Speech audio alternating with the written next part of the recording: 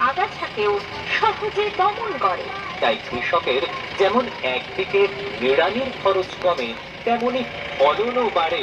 তাই তো বলি কৃষক বন্ধু, আর চিন্তা নয়, এসে গেছে এসে গেছে এসে গেছে আলুর জমিতে আগাছা পরিষ্কার প্রফিট বাম্পার। এসে গেছে ক্রিজিন ও কভার। ক্রিজিন ও কভার বাছাই করা আগাছা নাশক হওয়ায় শুধুমাত্র আগাছার উপর কাজ করে আর আলু গাছকে রাখে সুরক্ষিত। কৃষক বন্ধুরা অবশ্যই মনে রাখবেন, ক্রিজিন ও কভার একসাথে মিশিয়ে স্প্রে করতে হবে।